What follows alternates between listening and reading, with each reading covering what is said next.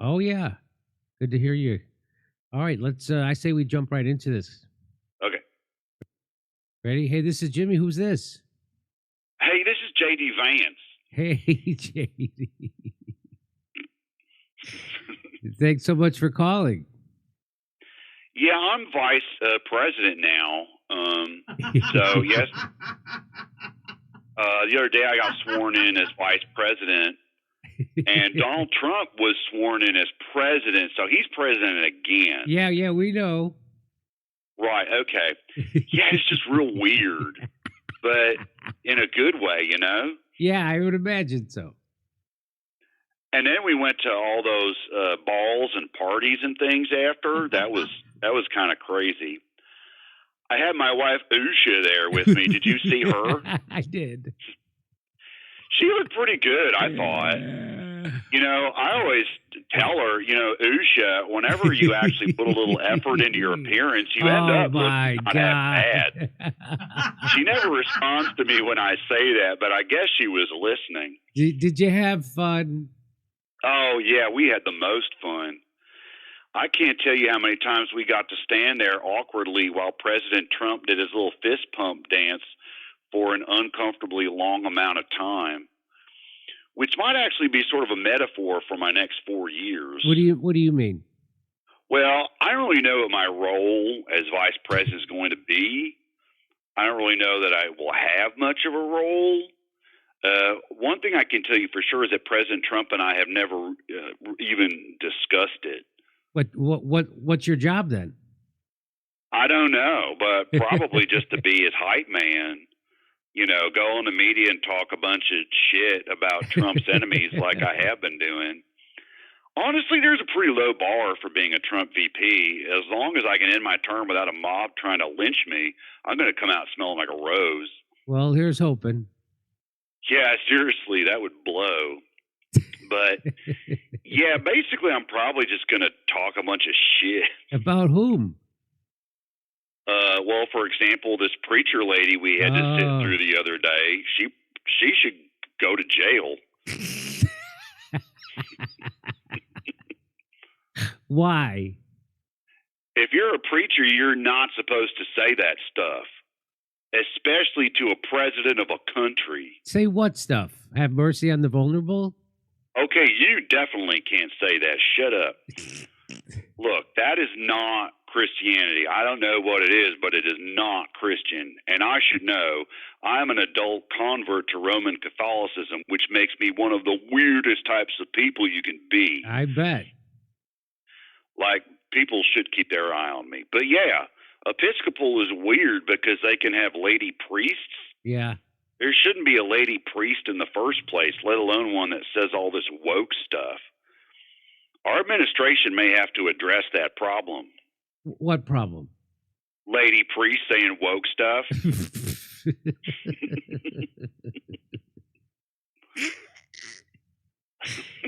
Address it how? Make it against the law. Send them to jail. The president can't do things like that. It's called separation of church and state. And you can't make laws regulating religion. It's in the Constitution, Mr. Vice President. Okay, but if he does an executive order, then it doesn't count. Like, an executive order is more higher than the Constitution. It ranks higher. No, it doesn't. I'm pretty sure you're wrong about this. I'm pretty sure I'm not. Oh, okay, and I guess that's the reason why some of his executive orders that he signed so far are being challenged by the courts. Yeah, that's exactly why. Oh, shit, for real? Yeah. Well, whatever. We don't care. We really don't. I mean, I think that's what the next 4 years are going to be like. The president trying to do a bunch of stuff that he's not really allowed to do, and then me going on TV saying that he can do that actually. Sounds kind of fun. Yeah, it's going to be a ride. Jimmy, what does it mean when a woman spends a lot of time looking out the window and not saying anything, even when people try to talk to her? That could mean a lot of things. It sounds like the woman's depressed. Well, that can't possibly be. She's Indian. And I was promised that Indian women don't have those types of problems. Uh-huh. Maybe there's just something really interesting on the lawn that she's looking at, like like a cat does. I'm going to make a note to look later, see if there's something really neat out there. Anyway, I don't like to think about things very much. Never really gets anyone anywhere, in my opinion. That's going to be my guiding light for the next few years. Just don't think about things. Well, hey, I don't remember why I called you or who you are, but I look forward to doing this again and keeping you up to date. And I hope your wife finds something cool in your yard to look at, too. Bye now. Goodbye, Mr. Vice President. Thanks for calling. Okay. JD, there he goes. It's gonna. JD Vance. It will be interesting to see what he's going to do over the next few years. Yeah, I don't know. I don't think anybody knows. I wonder where his office is. I heard it was behind the furnace in the basement. Vice president, but They have their own building, don't they? Does the vice president have their own residence? They gotta, of course. Yeah, and they got their own office, like in Veep. You'd see it all the time on that show. Oh, I never watched Veep. Oh, it's so funny. Oh, you know that the Julia Louis-Dreyfus was ultra wealthy, but before she was on TV. I know, yeah. I'm annoyed by those types of people. I know, but yeah, she's so good in it. I mean, I don't know what. Yeah, is she? Yeah, it's very funny. Okay. Well, Matt Walsh is on that show. He's hilarious. I know that. Oh yeah, no, he's great. Oh, yeah, he's great on it. Yeah. Anyway, here we go. Hey, you know what else this show I'm going to commit to watch is Curb Your Enthusiasm. There was a guy in the plane watching it in front of me, and I'm like, oh, I want to see that episode. And I think he cheats on his wife in that episode, and I'm like, oh, I think I should watch that. Yeah, and so yeah, the guy in front of me, and so I was like, I should watch that. I've never watched it. Everybody says how hilarious it is. You know, a Game of Thrones, it was easy for me not to watch once I saw the dragon. I was like, all right, I don't watch cartoons. Yeah, there's no dragons in Curb. Yeah, so, I mean, I do watch cartoons. Don't get me wrong. I like South Park. I like The Simpsons, stuff like that. All right, ready? But not dragon shit. But not, you can't have, come on. I mean, Jesus Christ. I'm a grown man. Yeah. Hey, this is Jimmy. Who's this? Jimmy, what's up? This is Mel Gibson. Ah! Mel, nice of you to call. Now, hold on a minute, please. Now, one thing I like about your show is that you always address your guests properly, whether you like them or not. You just had J.D. Vance on. You called him Mr. Vice President. Yeah. All I'm asking for is the same consideration. Yeah.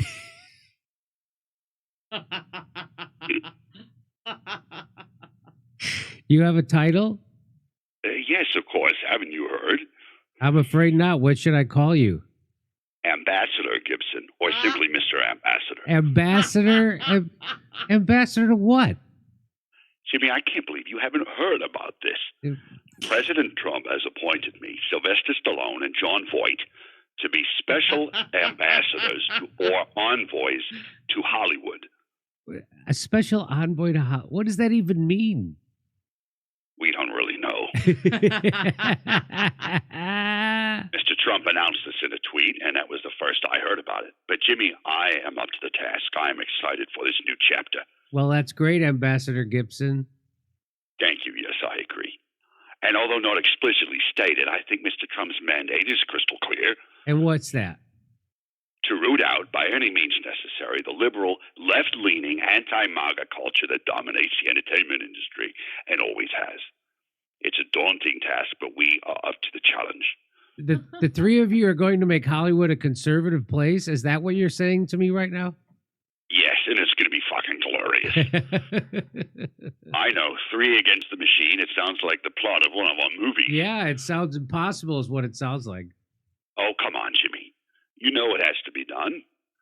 Are you going to sit in front of those fucking blue curtains and tell me that Hollyweird hasn't gotten too woke? Well, yeah, I mean, I agree, but it doesn't mean it should become a red town. Jimmy, you and I know. If you make one step outside of the carefully circumscribed political opinions in this town, you become an absolute pariah. Yeah. A few years ago, when an audio recording surfaced of me telling the mother of my children that I hoped that she gets raped by a pack of N-words, people wouldn't speak to me for almost 3 weeks. This woke cancel culture is out of control. I forgot that's what he said. Yeah. Oh. How did he overcome that? I had no idea. Wow. Okay. Well, yeah, I see. I remember. Oh, my God. And when I made a film about the horrific suffering of our Lord and Savior Jesus Christ, which got full distribution and made massive box office, the you-know-whos made sure it did not sweep the Oscars. The bias against people of faith in this town is unexcusable. Well, what's your plan? Tribunals. On whose authority? The authority vested in John Voight, Sylvester Stallone, and yours truly by the Commander-in-Chief. Jimmy, we've been duly deputized. And where will these tribunals be held? I don't know. I haven't thought that far ahead. Maybe on your show? My show? Sure, why not? Have me on, then we grill some LA industry scumbag and expose his wokeness. Could be fun, what do you say? That's not really the point of the Jimmy Dore Show, Mel. Oh, I see how it is. Maybe you're one of them. Maybe you're just like every other Christ-hating scumbag in this godforsaken earth. Maybe we start with you. Mr. Dore, please state for the record when and where you were born and the religious faith you were raised in. I was born in Chicago. Wait. I'm not doing this. This is my show, Mel. You can't just take it over and start interrogating me. Yeah, we'll see about that. I'd like to see you act so tough when you were staring down the aging, boyish face of Mr. John Voight with all its majesty and authority. I would tell him to buzz off, too. Okay, fine. Can I talk about my new movie? No, we've run out of time. I got to go. Mel Gibson, thank you. Goodbye. I'll call back later. Okay. Oh, I love the new character. Ambassador Gibson. I love it. Gotta mix it up for a new era. Fantastic. All right, I'm behind. Tell people where they can find you and what you're up to. Hey, you can always see my dates on Instagram. Follow me at Mike McCrea Mike. That's MACRAE. Okay, all right, buddy. Great job. Talk to you next week. All right, bye, guys. Bye.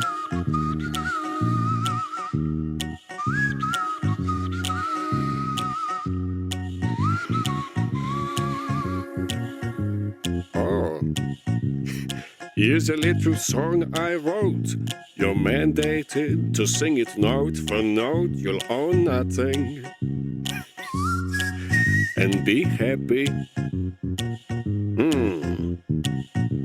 It's time for the new world order.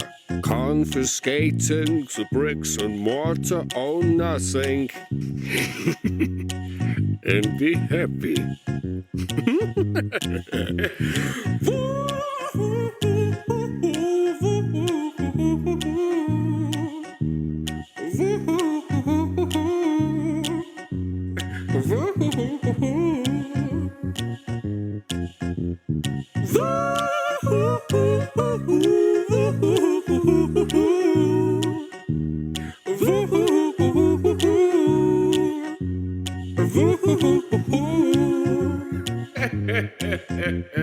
Digital currency, electric cars. Try to run, but you won't get far. Own nothing. Be happy. You're getting the hang of this. Okay, fewer people, less CO2. I'm determined to see it through. Own nothing. And be happy. See, look how happy I am.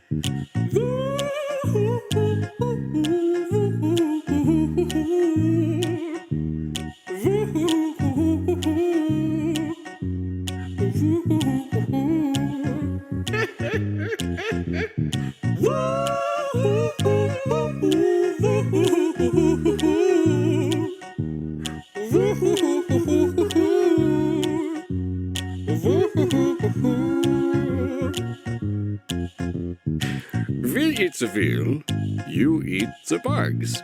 Don't comply and get jailed, thug. Own nothing. Be happy. Another pandemic is on the horizon, but I'll just sit back and enjoy a Hefeweizen. Own nothing. Be happy. Everybody.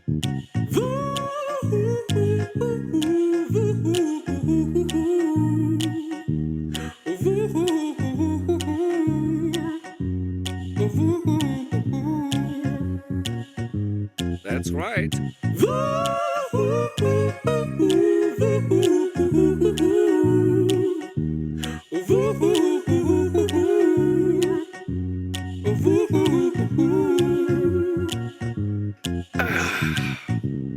Here's a little song I wrote. You better sing it, note for note. Oh, nothing. Be happy. I'm so carefree. You want some things to call your own, and we can't wait to come take your home. You own nothing. Hey, be happy.